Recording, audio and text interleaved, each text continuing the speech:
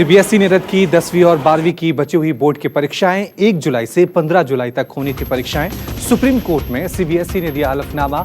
साथ में कहा गया है कि कोरोना की वजह से स्थितियां सामान्य होने पर दोबारा इंप्रूवमेंट परीक्षाएं कराई जाएंगी, लेकिन ये परीक्षाएं देना छात्रों के लिए अनिवार्य नहीं है। छात्र चाहें तो परीक्षाएं दें और चाहें तो ना दें। जो छात्र परीक्षाएं ना देने का फैसला लेते हैं उन्हें पिछली परीक्षाओं के नंबरों के आधार पर पास कर दिया जाएगा। बोर्ड ने सुप्रीम कोर्ट को बताया कि कक्षा 12वीं के स्टूडेंट्स स्कूल में हुए पिछले 3 परीक्षाओं में उनके परफॉर्मेंस के आधार पर अंक दिए जाएंगे। छात्र चाहें तो इंप्रूवमेंट एग्जाम देकर अपना स्कोर बेहतर कर सकते हैं। सीबीएसई बोर्ड परीक्षा को लेकर कुछ अभिभावकों ने सुप्रीम कोर्ट में याचिका दी थी कि कोरोना संकट के बीच बच्चों की बची हुई परीक्षाएं करवाना सुरक्षित नहीं है।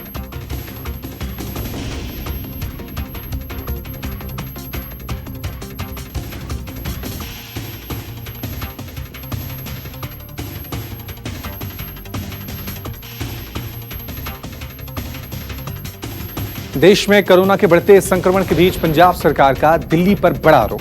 पंजाब के स्वास्थ्य मंत्री बलबीर सिद्धू दिल्ली को आसपास के राज्यों में कोरोना संक्रमण फैलाने का जिम्मेदार ठहराते हैं। स्वास्थ्य मंत्री बलबीर सिद्धू बोले, अगर हालात नहीं सुधरे तो जल्द पूरे राज्य में लॉकडाउन में दोबारा से लॉकडाउन लगाया जा सकता है। पंजाब सरकार के स्वास्थ्य मंत्री बलबीर सिद्धू के अलावा पंजाब सरकार के प्रवक्ता राजकुमार वेरका ने भी दिल्ली के मॉडल को फेल बताया।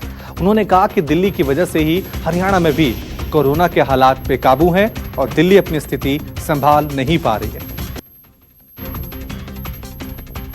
दिल्ली में होम आइसोलेशन को लेकर डिजास्टर मैनेजमेंट की अहम बैठक में होम आइसोलेशन के नियम पर मंथन होगा। अभी के होम आइसोलेशन के नियम का दिल्ली सरकार ने विरोध किया है। अभी के नियम के मुताबिक किसी भी कोरोना पीड़ित या कोरोना संदिग्ध को सरकार द्वारा बनाए गए कोरोना केयर सेंटर में जाना जरूर होगा। उसके बाद सलाह मिलने के बाद मरीज अपने घर पर होम आइसोलेशन कर सकते हैं। इस फैसले का दिल्ली सरकार विरोध कर रही है। इससे पहले उपराज्यपाल अनिल बैजल ने राज्य में हर कोरोना संदिग्ध को 5 दिन के लिए सरकारी क्वारंटीन सेंटर में रहने का आदेश दिया था, जिस पर भी बवाल हुआ था और बाद में यह फैसला वापस हो गया था। अब दिल्ली सरकार का कहना है कि नए नियम से राजधानी में भगदड़ जैसी स्थिति बन जाएगी और लोग टेस्ट करवाने से भी पीछे हटेंगे।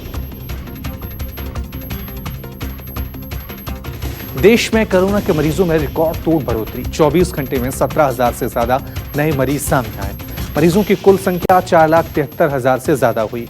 अब तक 14,000 से ज्यादा लोगों की मौत हुई है। 2,71,000 से ज्यादा मरीज ठीक होकर घर पहुंचे। महाराष्ट्र में मरीजों की संख्या 1,42,000 से ज्यादा हुई है।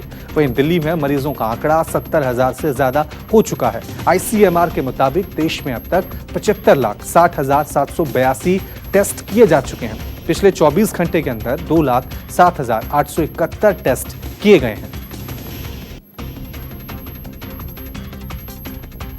कोरोना संक्रमण के कारण एम्स में बंद ओपीडी सेवा फिर से शुरू हुई है। दिल्ली के एम्स में पिछले 3 महीने से ओपीडी सेवा बंद थी। फिलहाल ओपीडी में केवल पुराने मरीज देखे जा रहे हैं। वहीं सभी विभागों में अभी 15-15 मरीज ही देखने की व्यवस्था की गई है। इसके अलावा अगर विभाग चाहें तो कुछ सीमित संख्या में नए मरीजों को भी बुला सकते हैं।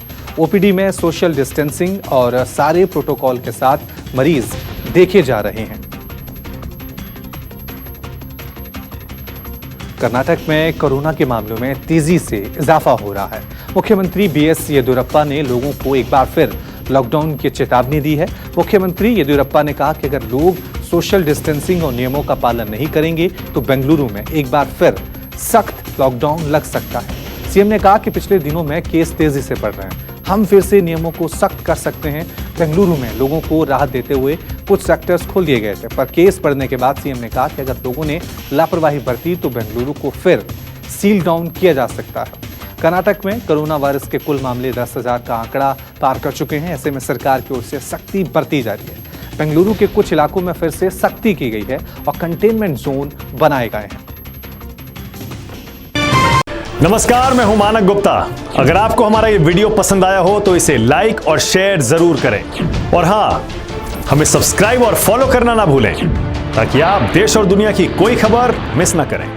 चाहे कोई ब्रेकिंग न्यूज हो या कोरोना वायरस से जुड़ी कोई भी अपडेट, पॉलिटिक्स हो या आपकी जेब से जुड़ी कोई खबर, इलेक्शन की कोई न्यूज हो, कोई कंट्रोवर्सी हो या फिर कोई वायरल वीडियो, सब कुछ मिलेगा न्यूज 24 पर। तो जुड़े रहिए हमारे साथ और देखते रहिए न्यूज 24।